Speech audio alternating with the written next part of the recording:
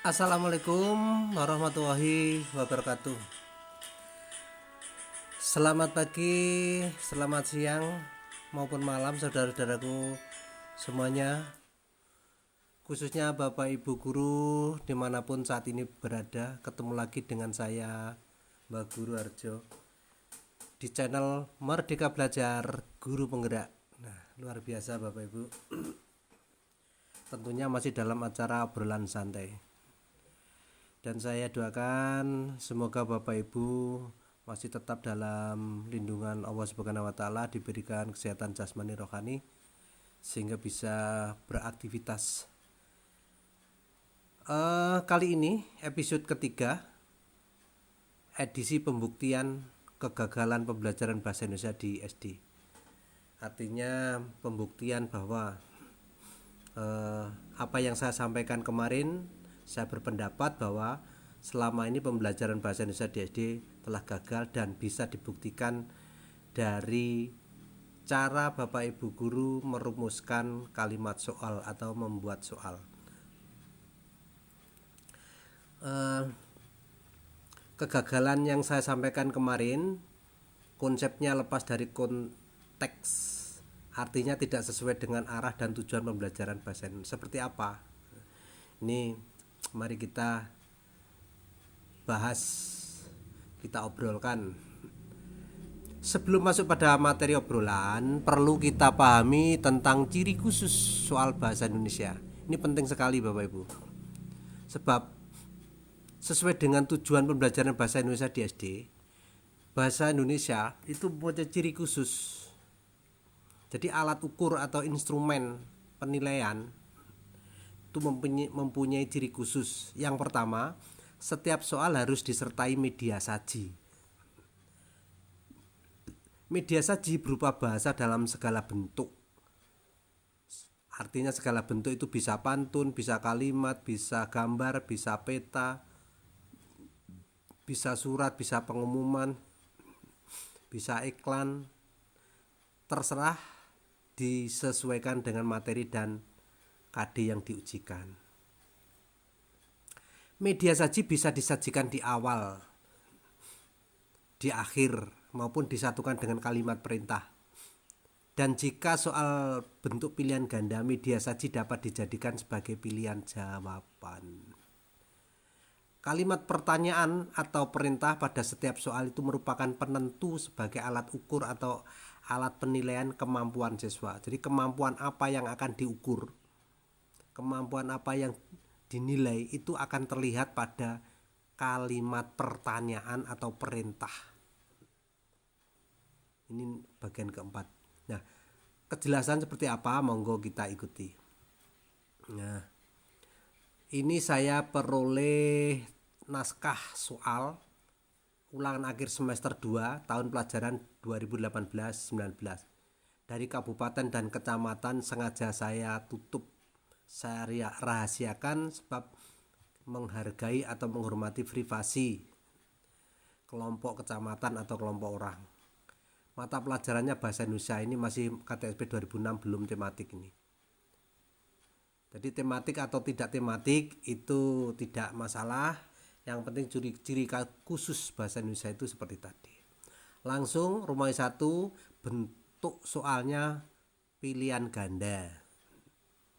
Nah, sesuai dengan apa yang saya sampaikan, bahwa setiap soal harus ada media saji, tapi ini langsung pertanyaan. Sebab jika kalau langsung pertanyaan, ini bisa kontennya mata pelajaran lain. Contohnya termasuk ini. Kejadian yang pernah dialami disebut, langsung ditanyakan. Juga ini hafalan. Kalau hafal ya bisa jawab, kalau tidak hafal tidak bisa jawab. Ini tidak sesuai dengan harapan kurikulum 13. Kejadian yang pernah dialami disebut, kalau anak bisa menjawab, ini yang diukur adalah kemampuan pengetahuan, konteksnya IPS. Paham Bapak Guru ya? Nah, beda nomor 2. Nomor 2 ini sudah betul, saya blok merah tetap. Jadi yang saya blok merah itu yang salah, yang blok hitam itu yang betul.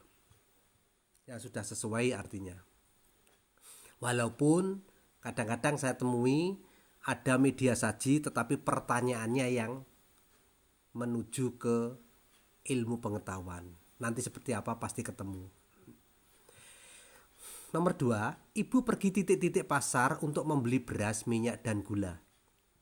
Ini yang disebut media saji berupa kalimat rumpang, belum sempurna, belum jadi, masih rumpang, belum lengkap. Sekali lagi, ini yang disebut media saji dalam soal. Jadi setiap soal harus ada media saji. Kemudian perintahnya jelas. Nah, perintahnya kata yang tepat untuk mengisi titik-titik adalah titik-titik ini. Artinya pada media saji ada yang belum lengkap, disuruh melengkapi. Anak diuji kemampuannya melengkapi kalimat itu. Tentunya kalau anak sudah menguasai kaidah, berarti pasti tepat memilihnya. Atau sebaliknya, kalau anak sudah memilih dengan tepat berarti sudah memiliki kemampuan menguasai kaidah bahasa. Ini kaidah bahasa urusannya. Nanti seperti apa kaidah penggunaan pemahaman lebih jelasnya saya jelaskan pada episode berikutnya.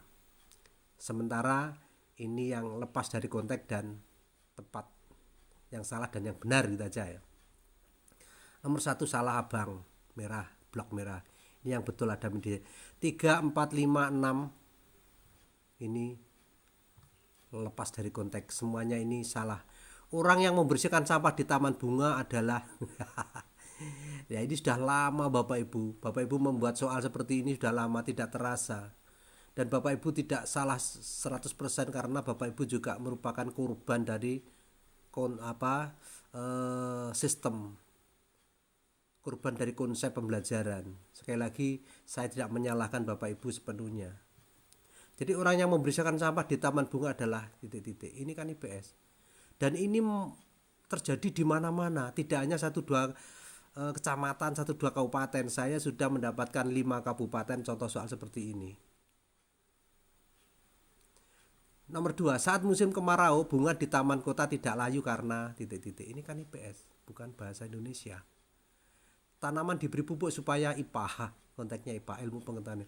Drama adalah khayalan yang diperankan seperti titik-titik, ilmu pengetahuan, teori. Orang yang memainkan drama disebut sama.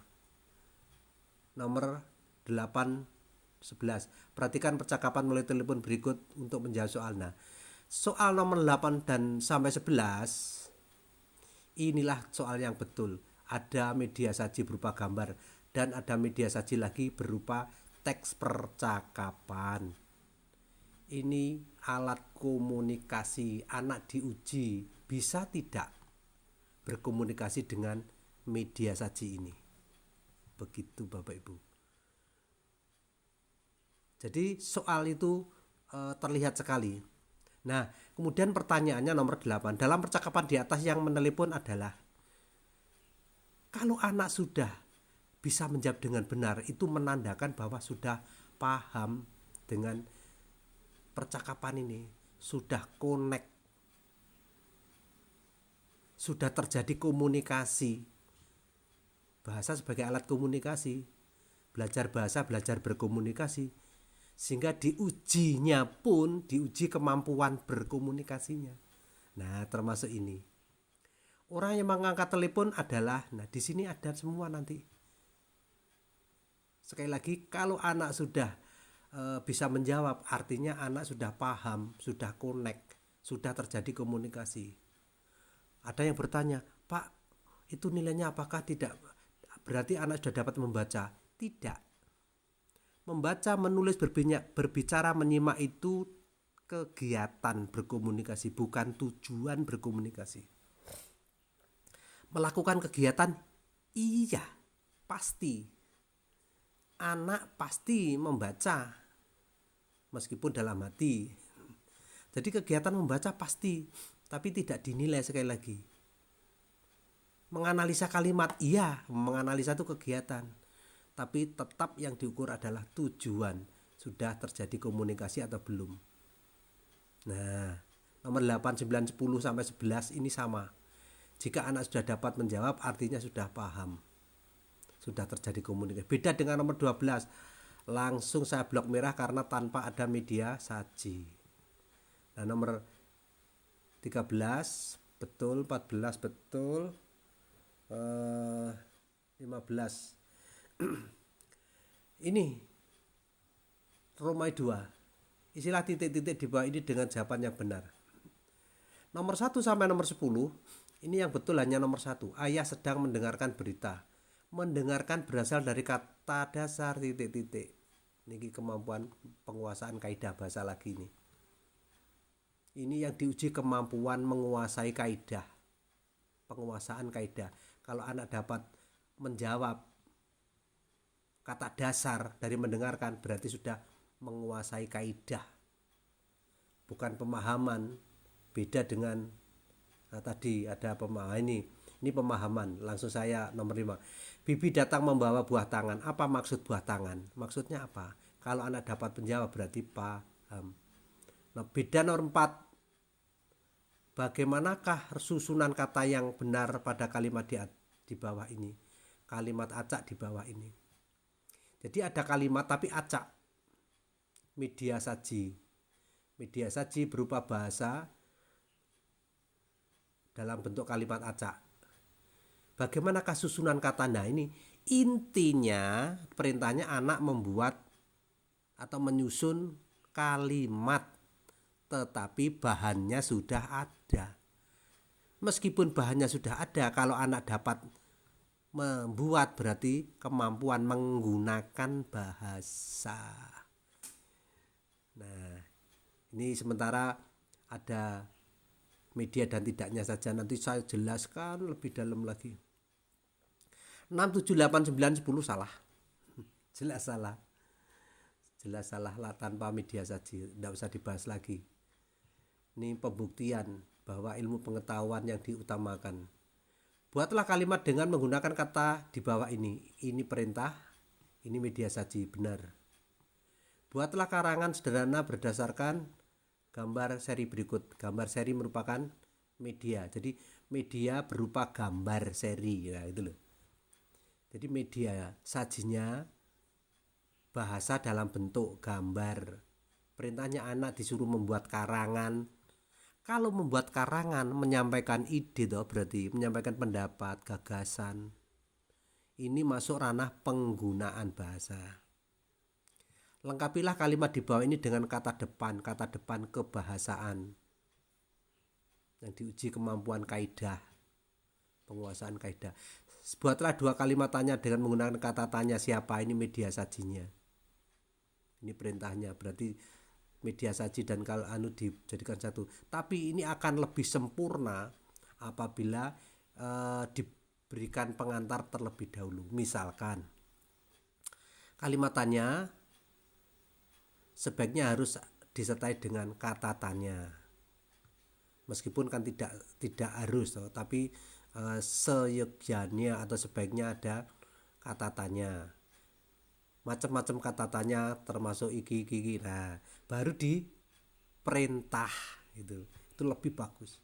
Tapi intinya ini kemampuannya yang diukur, yaitu kemampuan menggunakan bahasa. Bisa enggak membuat kalimat penggunaan bahasa. Nah, sekarang nomor 5.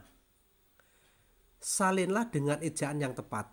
Nah, nomor 5 ini paling bagus, paling tepat sesuai dengan tujuan pembelajaran bahasa Indonesia, tetapi ranahnya adalah penguasaan kaidah.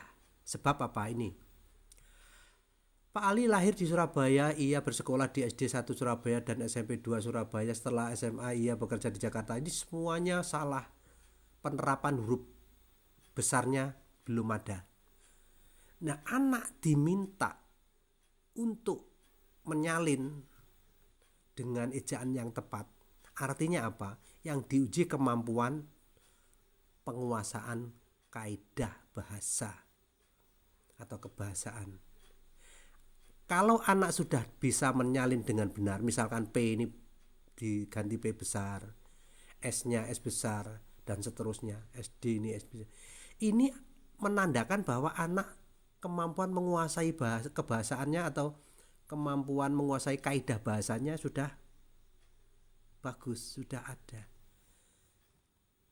Nah, ini akan saya jelaskan sekali lagi, nanti edisi ini banyak karena tidak hanya satu ini, biar lebih mantap. Nah, setelah saya analisa, jumlah butir soal 40, jumlah soal kurang tepat 24 atau 60%. Jumlah soal sudah tepat 16, 40%.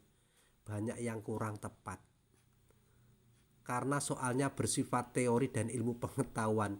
Ini yang dikritisi oleh Bapak ahli bahasa kita Profesor Dr. J.S. Badudu yang sekarang sudah almarhum. Ini terbukti. Jadi edisi ini membuktikan. Saya katakan bahwa pembelajaran bahasa ini lebih menekankan aspek teori. Ini buktinya. Ini ada yang protes, Pak, tidak Pak, saya dalam pembelajaran itu tidak seperti itu.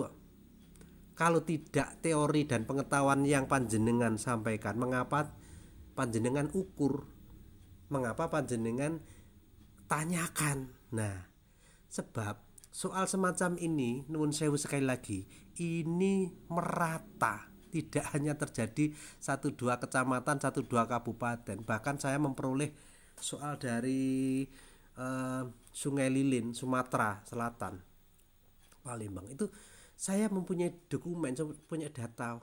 Ketika saya analisa, loh, lah sama berarti, bahkan lebih parah. Dan ini saya masih menyimpan dokumen-dokumen ini sudah lama sekali ini peristiwa. Makanya hasil survei pembelajaran bahasa di Indonesia itu belum ada peningkatan, masih merosot. Lah, kata orang bijak, nilai yang ada dihasilkan oleh sistem yang ada. Apabila nilai ingin berubah, sistemnya harus diubah. Saya kira cukup sekian. Kita nantikan video pada penjelasan atau episode berikutnya. Ada kurang lebihnya mohon maaf. Sekali lagi di subscribe, komen, monggo. Ini pendapat saya, dasar saya tadi yang saya sampaikan jelas. Kemudian share, komen apapun saya siap. Mungkin ada yang memberikan masukan dan sebagainya, sangat terbuka, saya terima dengan lapang dada. Akhirul kalam, wabillahi taufiq wal hidayah, wassalamualaikum warahmatullahi wabarakatuh.